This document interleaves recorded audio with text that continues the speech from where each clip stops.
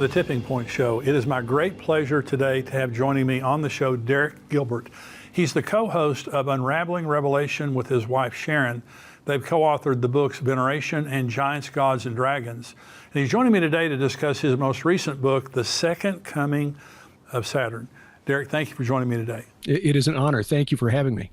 Well, what I love about your book, and I've heard people talk about things like you have in your book, but this is so pertinent to the days that we're living in. There is a presence of evil. Your book, by the way, is called The Second Coming of Saturn. And you're going to explain what this is, but it's very, very fascinating. And I think, I've said to people, I've taught on the end time for 41 years. I just never thought I would see a world like this. And so in your book, you call this The Second Coming of Saturn. Are you saying that the Roman god Saturn is real? Is that what you're saying? Yes, and this, we draw a lot on the work of our good friend, the late Dr. Tom Horn, but also on Dr. Michael Heiser, who also was called home by the Lord last year. His book, the Unseen Realm, and then other books that kind of built on that foundational research, like Reversing Hermann and his readers' companions, or his commentaries on the book of First Enoch, really help us to understand what was in the mind of the Hebrew prophets and the apostles, and the early church fathers, for that matter. They understood that the pagan gods of their neighbors, such as Saturn, Jupiter, Apollo, were real entities, but they were fallen angels. And I think we can agree that Satan is one of those fallen angels. Jesus, in fact, in the New Testament, identifies him. When he was accused of casting out demons by the power of Beelzebul, which means Baal the prince, he says, if Satan casts out demons by his own power, how will Satan's kingdom stand? So he's connecting Satan to Baal. He also does it in Revelation chapter 2, the letter to Pergamum, where he says, I know where you live, where Satan dwells. That's a reference to the great altar of Zeus. Well, Zeus was the storm god and the king of the pantheon for the Greeks, just as Baal was the storm god, king of the pantheon for the Canaanites. So we know Satan, as a fallen angel, was Zeus, Jupiter, Baal, Saturn. I decided to do a deep dive. This really builds on research that Sharon and I have been doing for the last 8 years.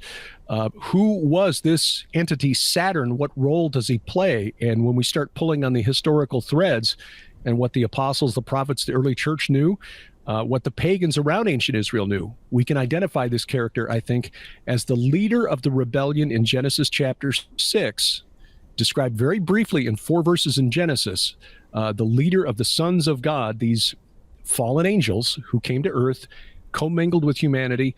And then in the book of First Enoch, we learn the extent of their sin, not just commingling their seed with that of humanity, but also teaching us forbidden knowledge. And it was clear to the prophets and the apostles that that was why the world is in the state it's in. Yes, the Genesis 3 fall in the Garden of Eden, very important. That is what got us kicked out of God's garden, his holy mountain. Eden was on a mountain, Ezekiel 28, but the sin in Genesis chapter 6, where we were convinced by these entities not only to worship them, but then to practice these occult rituals and divination and spell casting and so forth, there is a lot packed in there. The book, The Second Coming of Saturn, actually was intended to address one question. What happened to the leader of that rebellion? And I think the answer is, not only is he the character called Kronos by the Greeks, Saturn by the Romans, and a number of other names throughout the ancient world, but he will return in Revelation 9 as the destroyer, Abaddon or Apollyon. And you talked about the book of First Enoch. Now, the book of First Enoch is not canonized, but I believe, now not Second Enoch and other books, but First Enoch, it's a special book because it gives very special revelation from Enoch as to the identity of these fallen angels and what they did, and actually the origin of demons. But you talked about, Saturn will return. This is called the Second Coming of Saturn. And really, Derek, it really helps to explain some of the things that are happening in the world right now, because you talk about a conjunction, the Great Conjunction. Talk about that for just a minute. On the winter solstice of 2020, December 21st, and the solstices, the winter summer solstice. These are very important dates for occultists. Now, as Christians, we understand our fates, our destinies are not governed by the movements of planets in the sky or certain points in the calendar year, like the solstices, the equinoxes. But there are very important, very wealthy people in this world who do, even to this day. I mean, we as Christians, many of us consider Ronald Reagan to be the greatest American president, at least in the modern era. But we forget that his calendar was set by his wife, Nancy, in consultation with her astrologer, Jean Dixon. Yeah. So this is not an unusual concept. On December 21st, you might remember of 2020, the news was full of stories about the Christmas star, how Jupiter and Saturn were coming together in the night sky, and that this is probably what the wise men saw back 2,000 years ago. Well, no, it's not what they saw. But more importantly, for astrologers and for occult adepts who are looking for signs to begin a new age, this is not just a term, they really are looking to kick off a new era of human civilization. This marked the transfer of power, as it were, from Jupiter back to Saturn. Now, if you remember Greek and Roman mythology, the story was that Saturn, Kronos in his Greek incarnation, took over control of of creation from their father, the sky god, Oranos in the Greek pantheon. And he, in turn, was overthrown by his son, the storm god, Zeus, or Jupiter, who cast him down to Tartarus, the bottomless pit. In the year 40 BC, toward the end of the life of Julius Caesar, the beginning of the reign of Octavian, who became Caesar Augustus, a Roman poet named Virgil, who was trying to please his patrons. I guess when you're a poet, you need wealthy patrons to, put bread on your table. He suggested that the reign of Caesar Augustus, the reign of Octavian, would lead to a new golden age, which justice returns old Saturn's reign with a new breed of men sent down from heaven. Now, this has been interpreted various ways over the centuries. In fact, Emperor Constantine in the 4th century, who legalized Christianity in the Roman Empire, took that as a prophecy of Jesus Christ. When you read Virgil's poem called the 4th Eclogue, it's clear that this is not a prophecy, a Christian prophecy. A new breed of men sent down from heaven. We tried that back in Genesis chapter 6. It didn't end well. Yeah. But there are those who still see this as a future golden age. This is based on the Greek poet Hesiod, who saw that back in the days when Kronos ruled in heaven, there was a race of men who had all good things. That was the golden age. Then it was followed by a silver age, which is not quite as good, a bronze age, which was harsh, and then the iron age, which is the age in which Virgil was living at the time he wrote that poem. But they're looking forward to Saturn's return, the return of Kronos, the return of this entity, Shemiyaza, the leader of the Watchers from Genesis chapter 6, to bring with him a golden age. And I think that there is a powerful group, the type of people who will attend events like the World Economic Forum, which just concluded in Davos, Switzerland, who think that this transfer of power was signaled by the Great Conjunction on the winter solstice of 2020. And what's really interesting, Jimmy, is that that took place, the meeting of Saturn and Jupiter in the night sky at 0 degrees of the constellation Aquarius, which means that effectively on the winter solstice of 2020, 50 years after that song was a hit, the age of Aquarius, we are now, according to astrologers, fully in the age of Aquarius. And I think these people, the wealthy, those who want to reset human civilization along their lines, think that this is the beginning of a new golden age. We're going to get right back to the show. Listen, if you want to support us here at endtimes.com, there's 2 ways you can do it. One is by becoming a subscriber, $7 a month. You get the full Tipping Point show every week without advertisements, plus all the other podcasts and information that we have. We have updates from Israel every week. Dr. Mark Hitchcock has a teaching, a podcast every week, all kinds of things that we do.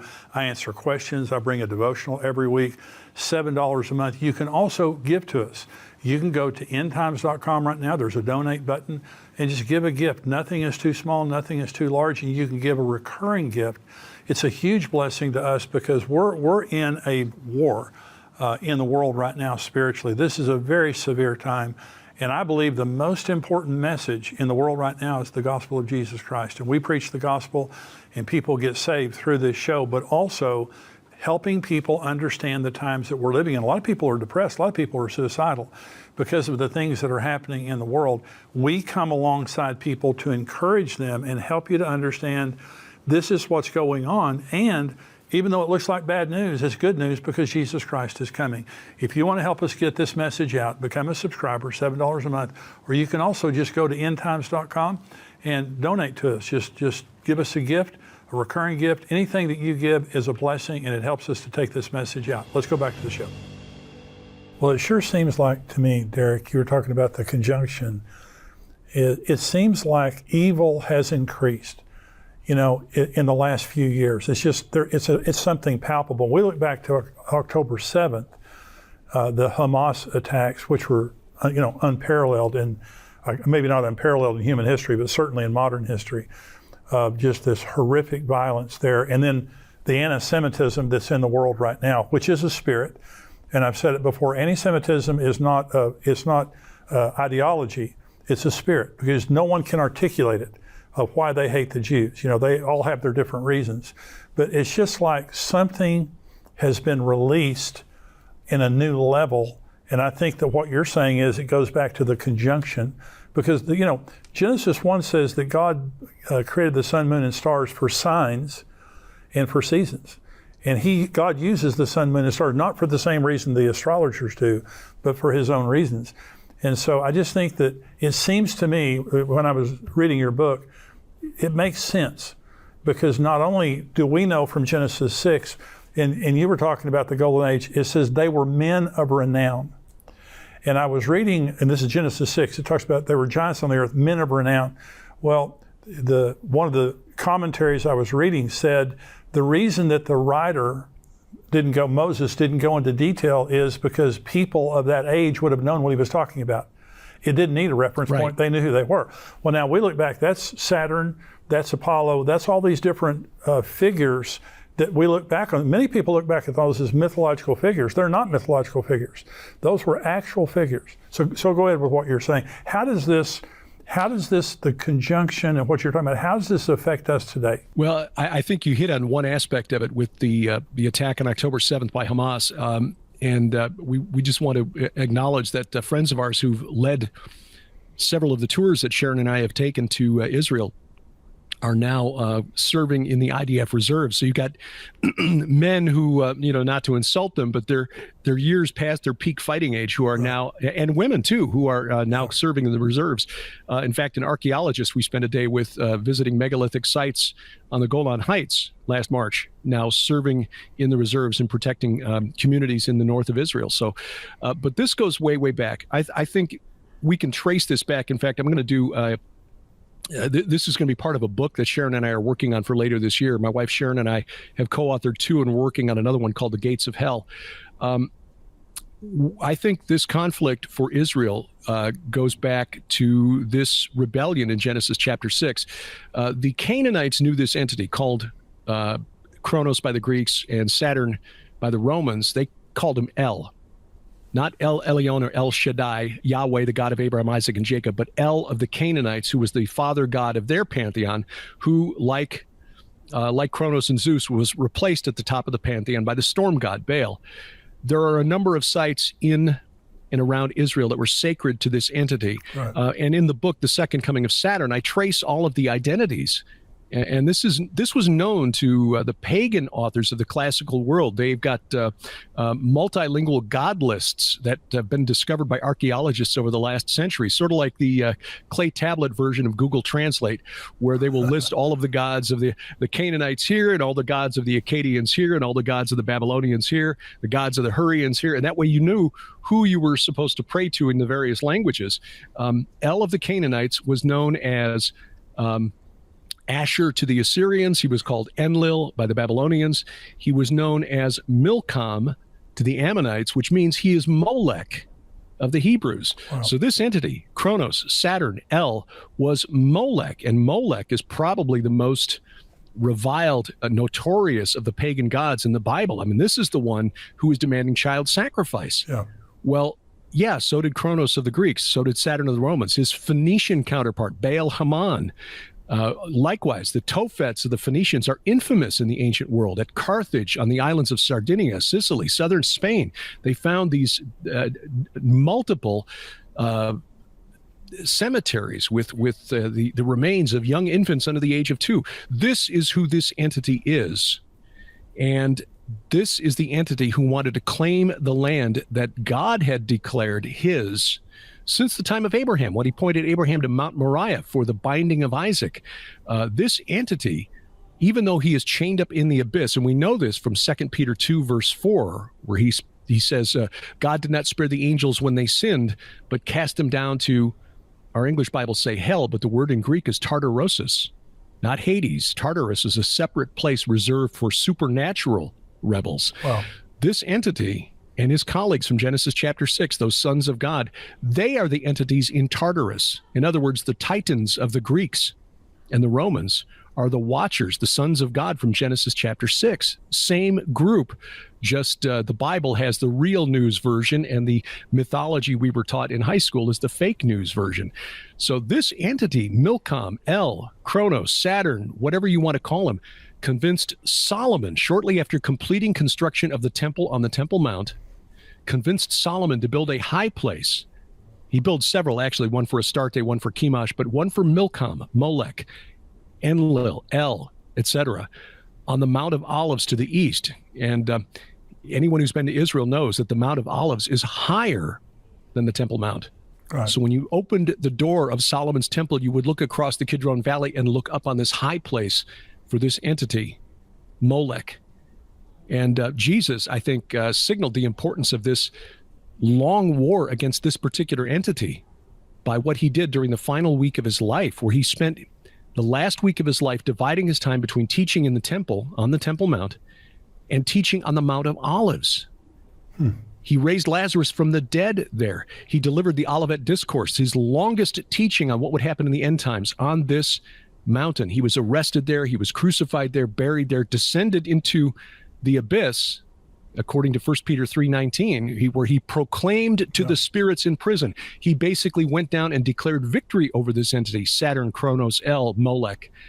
And then he was raised up again. And according to the Gospel of Luke, he ascended into heaven from Bethany, which is on the Mount of Olives. And of course, Zechariah 14 tells us he returns to the Mount of Olives. Right. So this entity, El of the Canaanites, with his holy place on Mount Hermon, which is the northernmost mountain in Israel and the highest mountain anywhere near Israel, a scholar referred to it as the Canaanite Olympus. To think about it that way, is where the Canaanites believe their gods met.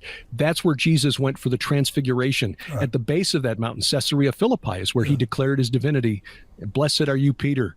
And you've got the Carmel, which means vineyard of El. You've got Bethel, which means house or temple of El. And his other identity, known to the Philistines as Dagon, the chief god of the Philistines, even well into the Christian era, the chief god, the patron god of the city of Gaza, called Marnus, just another name for Dagon or El or Molech. Same entity. And I think, Jimmy, one of the most fascinating takeaways from the study of this particular entity is that he is in the abyss, he and his colleagues, locked up in chains and gloomy darkness, according to Peter and Jude, while Satan still wanders the earth. Is this entity even more dangerous than Satan? God found it necessary to lock these fellows up while still wandering the earth, tempting, lying, destroying. He gets out at the end for 5 months, but only 5 months. But I think this long war, even from his prison cell in the bottomless pit, is still working through minions to influence things in this world. As we know now, for the 5th consecutive year, the number one